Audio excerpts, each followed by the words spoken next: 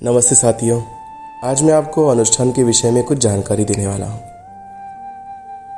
इन 45 दिनों के अंदर में सभी का प्रश्न था कि कोई 3 दिन के लिए आ सकता है क्या, 7 दिन के लिए आ सकता है क्या, 2 दिन के लिए आ सकता है क्या। ऐसे अनेकों प्रकार के प्रश्नों के उत्तर आज मैं आपको देने वाला हूँ और अनुष्ठान के विशेष महत्व के बारे में जानकारी देने वाला हूँ। आप ज़रूर से इस जानकारी को सुनने के लिए समय निकाल करके शांति से इसे सुने। स्वामी जी ने जब अनुष्ठान का आरंभ किया तो आज से 16 वर्षों पहले किया था। वो हिमालय से इधर आए थे, गुरुओं ने उनको इधर भेज दिया था समाज में। अब वो हिमालय वापस छोड़ करके जा नहीं रहे हैं, तो ये स्वामी जी की करुणा है। अभी हमें इन 45 दिनों के अंदर में स्वामी जी क्या करते हैं, हिमालय को ही दांडी आश्रम में ले आते हैं। और जब दांडी आश्रम में ले आते हैं और 45 दिन की यात्रा होती है, तो उसके अंदर में फिर वो क्षेत्र पूरा गुरु शक्तियों का हो जाता है, उनके नियंत्रण में होता है। तो जहाँ पर गुरु शक्तियाँ विराजमान है, जहाँ पे गुरु तत्व विराजमान है, जहाँ स्वामी जी का शरीर विराजमान है, तो उस क्षेत्र के अंदर में उनके नियमावली का पालन करना हर शिष्य का कर्तव्य होता है। स्वामी जी ने कभी भी हमें किसी भी प्रकार के परहेज में नहीं डाला है। अगर हम डॉक्टर के पास भी जाए तो वो बोलेगा चिकनी वस्तुएं मत खाओ, ठंडा मत खाओ, आपकी तबीयत के लिए 10 प्रकार के परहेज बताएगा। लेकिन स्वामी जी ने आपको कभी कोई नशा करने से या नॉनवेज खाने से या किसी प्रकार का कुछ और कार्य कर रहे हो तो उससे रोका नहीं। उन्होंने सिर्फ कहा तुम ध्यान करो आधा घंटा। तो आपको इतने सारे नियमों से मुक्त करके वो हमें मोक्ष की यात्रा करवाने हैं। तो हमारा भी कर्तव्य बनता है कि अगर ये 45 दिन स्वामी जी अपने गुरुओं के साथ, एकादशी रुद्र के साथ निकालना चाहते हैं, हिमालय दांडी में रखना चाहते हैं, तो इन 45 दिनों के अंदर में हमें आना चाहिए। 3 दिन के लिए नहीं। क्यों नहीं? क्योंकि होता क्या है, हम 3 दिन के लिए, 7 दिन के लिए, 10 दिन के लिए आते तो हैं, लेकिन हमारी सारी की सारी नकारात्मक ऊर्जा, पाप कर्म सब कुछ धो देते हैं स्वामी जी। उनका कर्तव्य है धोना, वो तो धो ही देंगे। लेकिन धोने के बाद में एक नया प्रोसेस चालू होता है, आत्मा का परमात्मा के साथ मिलन का, शिष्य का समर्पण का। जब अच्छा लगने लग जाता है तभी साधक को आश्रम छोड़ना पड़ जाता है। ऐसा अगर होता है तो क्या होता है, स्वामी जी को नकारात्मकता का लाभ तो होता नहीं है कोई, और साधक को भी लाभ नहीं मिलता, क्योंकि वो स्वामी जी से कुछ ग्रहण नहीं कर पाता। स्वामी जी अपने गुरुदेव के साथ में हिमालय की यात्रा के लिए 18 साल के लिए निकल गए थे। उन 18 सालों में एक बार भी प्रश्न ही नहीं किया कि स्वामी जी, गुरुदेव, ये यात्रा मेरी 3 दिन की होगी, हफ्ते की होगी या महीनों की होगी। उन्हें तो ये भी नहीं पता था कि वो इस जन्म में वापस समाज में लौट पाएंगे या नहीं। उनका यह समर्पण भाव था। ऐसा ही एक समर्पण भाव अपने एक डॉक्टर का भी रहा है। ऐसे अनेकों साधकों का रहा है, लेकिन मुझे विशेषकर अभी उस डॉक्टर की याद आ रही है जिसे स्वामी जी ने एक बार निमंत्रण भेजा कि अगर अनुष्ठान में आना चाहते हो तो आ जाना। और अनुष्ठान को सिर्फ 2 दिन ही शेष थे चालू होने को। वो डॉक्टर ने ऑफिस में जाकर के कहा कि मुझे अनुष्ठान में जाना ही होगा, ये जीवन में एक बार करना होता है और मेरे पास जीवन में आज समय है, मैं आज समय दे सकता हूँ। तो उन्होंने बोला कि ऐसे थोड़ी जा सकते हैं अस्पताल छोड़ करके, ये यूनिट का क्या होगा। उन्होंने बोला कि आप जैसा कहें वो हो जाएगा। और फिर वो वहाँ से निकल गए। पहली बस पकड़ी, जितने कपड़े उनके हाथ में आए वो कपड़े भर करके वो दांडी आश्रम में 45 दिन रहे, ध्यान साधना करी और ध्यान साधना करके 45 दिन के बाद जब लौटे तो उन्हें लगा उनको नौकरी से निकाल दिया होगा। उन्हें लगा घर परिवार वाले प्रतिष्ठा का गंवाने की वजह से उनको ताने भी मारेंगे, लेकिन ऐसा कुछ नहीं हुआ था। वो जब घर लौटे तो ऐसा कोई भी उनके पास पत्र नहीं आया था। वो अस्पताल गए, जाकर के पूछा उनके अधिकारी से कि क्या मुझे निकाल दिया गया है, क्या हुआ है यहाँ, मुझे कोई खबर तो नहीं। और उन्होंने कहा कि कोई बात नहीं, बिना पूछे बिना कोई सही तरीके से छुट्टी तो नहीं ले पाया, लेकिन तू जब गया हुआ था तो अस्पताल के अंदर में उनको किसी प्रकार के ऑपरेशन में लाभ हुआ रहेगा, जो ऑपरेशन कठिन हुए रहेंगे वो आसान हो गए होंगे। इस प्रकार के अनेक अनुभूतियाँ वो अस्पताल को भी हुई। तो डॉक्टर को उन्होंने बोला कि कभी भी तुझे जाना हो जा सकता है, लेकिन ओवर टाइम करके उसके सामने कंपेंसेशन दे देना। तो उसको 2-2 शिफ्ट करनी पड़ी डॉक्टर को 3 महीने तक। तो ये होता है समर्पण, कि जीवन में एक बार आना है, उसके बाद में क्या होता है कैसे होता है वो गुरु शक्तियाँ देखेंगी। ऐसी ही एक बेंगलोर की साधिका है, उसका इंटरव्यू होने वाला था, उसका प्लेसमेंट होने वाला था एक अच्छे कॉलेज के अंदर में, लेकिन वो फिर भी वो छोड़ करके यहाँ पे आ गई थी अनुष्ठान में। और अनुष्ठान के बाद में जब वो लौटी, जैन मुनियों का जो गुरुओं का सत्र चल रहा था स्वामी जी का, वो कंप्लीट करके लौटी तो देखा कि उसका ऐसा कुछ भी मिस नहीं हुआ। उसका सिलेक्शन भी हो गया और पूरे राज्य के अंदर में फार्मा में 2 ही लोगों का सिलेक्शन हुआ था। उनमें से एक कोई राजकरण में रहने वाली कोई वो थी और दूसरी हमारी ये साधिका थी जिनका सिलेक्शन हुआ था। कहने का अर्थ कि आप कितना समर्पण रखते हो उसके आधार पे गुरु शक्तियाँ भी आपके पीछे होती है। तो ये 45 दिनों का बहुत महत्व है। दूसरा, हर साल पिछले 16 सालों से स्वामी जी इच्छा करते आए हैं कि मैं हर साल इतनी ऊर्जा खींचता हूँ, इतने वाइब्रेशंस आते हैं, इतना चैतन्य, इतनी शक्तियाँ इधर प्रवाहित करता हूँ, लेकिन दांडी आश्रम इन शक्तियों का संचय नहीं कर पाता। क्यों नहीं कर पाता? क्योंकि यहाँ पर कोई दीवार ही बांधी नहीं गई है।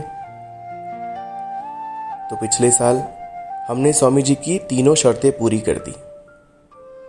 स्वामी जी की एक और शर्त थी कि 45 दिन रुकना है सबको, कोई भी इधर आकर के बाहर से नहीं रुकेगा, 45 दिन रुकना है तो रुको। और तीसरी शर्त थी उनकी कि यहाँ पर जो पूर्व की दिशा में टॉयलेट्स है वो सारे निकाल दो। तो जब हमने दीवार का बांधकाम कर दिया और टॉयलेट्स निकाल दिए, तो पूर्व दिशा से स्वामी जी ऊर्जा खींचते थे, एनर्जी खींचते थे, लेकिन वो ले नहीं पा रहे थे क्योंकि पिछले जितने भी पदाधिकारी थे, जितने भी नज़दीक के साधक थे, उनका आग्रह रहता था कि अरे ये टॉयलेट्स की आवश्यकता पड़ेगी महाशिवरात्रि पे, तो स्वामी जी इसको नहीं निकाले तो अच्छा होगा, कहीं दूसरी जगह हमें पास है नहीं, तो स्वामी जी क्यों ना हम इसे ऐसे रहने दें। तो बहुत बड़ा विकास, बहुत बड़ा एक समूह जो जुड़ने वाला है इस समर्पण के साथ में, वो जुड़ नहीं पा रहा था। लेकिन पिछले वर्ष जब सारे टॉयलेट्स निकाल दिए तो एक बहुत बड़ी घटना हो गई। स्वामी जी 10 दिशाओं को एनर्जी देते हैं, 10 दिशाओं को चैतन्य देते हैं, 10 दिशाओं में अपने इस चैतन्य के माध्यम से रिश्ते बनाते हैं।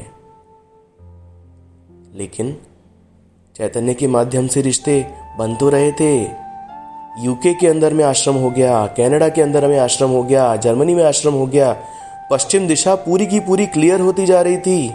उत्तर दिशा में अजमेर बन गया था, दक्षिण दिशा में बेंगलोर हो गया, दक्षिण दिशा में गोवा हो गया, लेकिन पूर्व की तरफ कोई भी आश्रम नहीं, किसी प्रकार का गुरु कार्य पूर्व की तरफ हो ही नहीं पा रहा था, इतने संकट आते थे।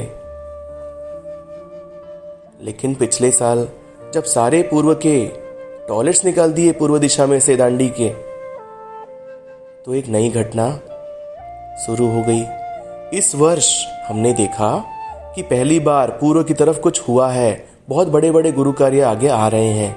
अगर हम थोड़ा सा ही पूर्व की तरफ देखें तो मध्य भारत आश्रम की शुरुआत हो चुकी है। तो स्वामी जी कहते हैं एक स्तर पे है, शिष्य सुनता एक स्तर पे है, उसको लगता है स्वामी जी को क्या लाभ है, इसको तोड़ करके क्या मिलेगा स्वामी जी को। लेकिन बहुत बड़ी बड़ी घटनाएं होना बाकी रहती है। आप सोचो, जब पूर्व के साथ में आज यहाँ से एनर्जी पास हो रही है, तो विश्व चक्र स्थापना में ऑस्ट्रेलिया, सिंगापुर और ऐसे जितने भी पूर्व की तरफ हमारे देश हैं जहाँ पे गुरु शक्तिधाम बनना बाकी है, वहाँ एनर्जी ही नहीं जा पा रही थी। लेकिन अब जा रही है, अब बातें हो रही है, अब घटनाएं होना चालू हो गई है। तो ये होता है स्वामी जी की शर्तों को मानने का, क्योंकि उनको समझ में आता रहता है ना कि वो क्या कर रहे हैं। शिष्य को समझ में नहीं आ रहा होता है कि उससे क्या होता है। तीसरी शर्त जो थी कि यहां पर दीवार बांध करके रखना, इसका क्या मतलब हुआ? जब दीवार बांध करके रखी तो एनर्जी का संचय हुआ, इससे यहां पर एनर्जी रहने लग गई, ऊर्जा यहाँ के अंदर में बसने लग गई, दांडी आश्रम के अंदर में ठहरने लग गई, लीक नहीं हो रही थी, उसका संचय हो रहा था। कभी भी कोई साँचा होता है, अगर उसके पास में कोई बॉर्डर ही ना हो तो वो साँचे में पानी ठहर सकता है क्या? नहीं ठहर सकता, डालोगे बह जाएगा। बस वैसा ही कुछ दांडी आश्रम के साथ हो रहा था। जैसे ही दीवार बांध दी तो उनको जो समस्याएं आ रही थी, सारी की सारी समस्याएं खत्म हो गई और दांडी आश्रम के अंदर में गुरु शक्तिधाम पूर्ण हो गया। और अनेकों प्रकार के नए नए लोग दुनिया भर के जिनके साथ में स्वामी जी रिश्ता स्थापित करना चाहते थे, वो हो गया। इस वर्ष स्वामी जी ने एयरफोर्स के अंदर में कार्यक्रम किया, मल्टीनेशनल कंपनीज के साथ में स्वामी जी के कार्यक्रम हो रहे हैं। बड़े बड़े मल्टी बिलियन डॉलर के जो उद्योगपति होते हैं वो स्वामी जी के पास में आकर के बोलते हैं, स्वामी जी हमारा दान स्वीकार करो। लेकिन स्वामी जी हमारा दान स्वीकार उनका नहीं करते हैं। कहते हैं आप सिर्फ तुम्हारा आधा घंटा दो, तुम्हारा दान नहीं चाहिए, आधा घंटा चाहिए, ध्यान करना है आपको, तुम्हारा समय दान देने का नहीं आया है। और अभी हम साधक हैं, हमसे वो 811 रुपये मांगते हैं, वहाँ करोड़ों रुपए का दान उनको सामने देने को लोग तैयार हैं। चेकबुक लेकर के आते हैं, आप जितना लिखो उतना नंबर डाल दो, उतना दान हम कर देंगे। तो ऐसे प्रकार के कितने ही लोग आ रहे हैं। सोचो, एक वर्ष के अंदर में कितनी बड़ी घटना हो रही है। आपको शायद अंदाजा नहीं होगा। एक बहुत ही सटल स्तर पे, किसी को समझ नहीं आए ऐसे सूक्ष्म स्तर पे बहुत बड़े कार्य की आरंभ हो रहा है। आने वाले 2-3 सालों में उसका भौतिक रूप है वो अपने को देखने को मिलने वाला है कि क्या क्या होने वाला है। बहुत बड़ा युग परिवर्तन आने वाला है। तो इन 45 दिनों के अंदर में आपको, मेरे को, हर किसी को अगर रहना है तो 45 दिन पूरा का पूरा रहना होगा। या तो फिर दूसरा अपना रास्ता निकाल सकते हो। आश्रम खुला तो रहने ही वाला है, सुबह से लेकर शाम तक आश्रम खुला रहेगा। तो आप लोग दांडी आश्रम से दूर कोई भी घर एक ले सकते हो और उस घर के अंदर में आप सारे सेंटर वाले रेंट भर के रह सकते हो। तो कभी अपना नंबर आने पे आप दांडी आश्रम आ सकते हो, अपने अपने रास्ते निकाल सकते हो। यहाँ होटल है, होटल में से आके रह सकते हो, लेकिन आपको रात को दांडी आश्रम में ठहरने को नहीं मिलेगा, क्योंकि रात को सारा का सारा जो बोलते हैं ना, एनर्जी का पूर्ण कार्यक्रम जो होता है वो रात को होता है। तो रात को यहाँ पर ठहरना नहीं होता है। दूसरा, यहाँ पर जो साधक आ रहे हैं उनके लिए कुछ विशेष जानकारी जो अनुष्ठान में आने वाले हैं। हर साल 16 वर्षों से स्वामी जी ने मंगल मूर्ति की स्थापना करी है। तो स्थापना करी है तो उसके अंदर में क्यों करी है? क्योंकि उनको योग्य साधक नहीं मिले जिसके अंदर में वो अपना सारा ज्ञान प्रवाहित कर दे, जिसके अंदर में सारा चैतन्य प्रवाहित कर दे, सारी शक्तियां दे दे। ऐसे साधक उनको नहीं मिल पाए। और गुरु का क्या होता है, उसका ना समय काल छोटा होता है और गुरु कार्य बहुत बड़ा होता है, बहुत विश्व स्तर का होता है। ऐसे में गुरु अपने रास्ते, अपने मार्ग खुद निकालता है। उसने मंगल मूर्तियों की स्थापना करी, उसके अंदर में प्राण प्रतिष्ठा करी, उसके अंदर में ज्ञान प्रवाहित किया। और ऐसे साधक उन्हें मिले नहीं, इसके लिए किया। लेकिन इस समर्पण वर्ष में स्वामी जी हम सबकी परीक्षा लेने वाले हैं। अनुष्ठान के अंदर में इस साल कोई भी मंगल मूर्ति नहीं है। तो कोई मंगल मूर्ति नहीं है, लेकिन नदी का प्रवाह कभी कम होता है क्या? नहीं, वो अपना प्रवाह छोड़ती नहीं है, वो तो छोड़ने ही वाली है। स्वामी जी पूरे के पूरे 45 दिन उपलब्ध रहेंगे। आप सोचो ना, स्वामी जी शिव बाबा के पास गए थे, 3 दिन की कठिन यात्रा के पास करके गए थे। उनको पता भी नहीं था कि शिव बाबा उनके गुरु हैं या नहीं है। कौन है ये जो मेरा 40 साल से इंतजार कर रहा है? फिर भी उधर जाकर के उस एक क्षण में उनको ऊर्जा समझ में आई, उनको अनुभूति हुई और उन्होंने उनको परमात्मा मान लिया, समर्पण संपूर्ण कर लिया। वो जानते थे कि कोई शरीर परमात्मा नहीं हो सकता, लेकिन उन्होंने अपने गुरु को परमात्मा माना। तब शिव बाबा ने उनको सारी की सारी शक्तियां जो उनके पास थी, सारे के सारा ज्ञान चैतन्य उनमें प्रवाहित कर दिया, उनको दे दिया और उनको 3 दिन की समाधि लग गई। ये 45 दिन में भी कोई ऐसी घटना हो सकती है। इन 45 दिनों के अंदर में स्वामी जी पूरे उपलब्ध है। वहां पे 40 साल से इंतजार कर रहे थे शिव बाबा, यहाँ पे हमारे बाबा 40 दिन इंतजार करने वाले हैं आपका। तो इन 45 दिनों के अंदर में अगर आपका संपूर्ण समर्पण मतलब क्या? पहला समर्पण का तरीका होता है जो निचले स्तर का होता है, वो ऐसा होता है कि अगर आपका 25% समर्पण है तो आप स्वामी जी के पास में तभी आते हो, गुरु शक्तिधाम तभी आते हो, सेंटर तभी आते हो, आश्रम तभी आते हो जब आपके पास में बीमारियां, समस्याएं, कष्ट आते हैं। उस समय पे आप आ जाते हो, तो आपका 25% समर्पण है। अगर आप थोड़े और अच्छे हो, आपका अगर समर्पण 50% है, आपके पास में कोई बीमारियां नहीं है, कोई कंप्लेन नहीं है, आप स्वामी जी से खुश हो, लेकिन फिर भी एक कुछ चीज आपको चाहिए जीवन के अंदर में जो आपको नहीं मिल पा रही है, इसके लिए तड़प रहे हो, तरस रहे हो, स्वामी जी क्यों नहीं देते मुझे वो, आ करके इतने करीब से क्यों चला दिया, स्वामी जी क्यों नहीं मुझे वो दे दिया।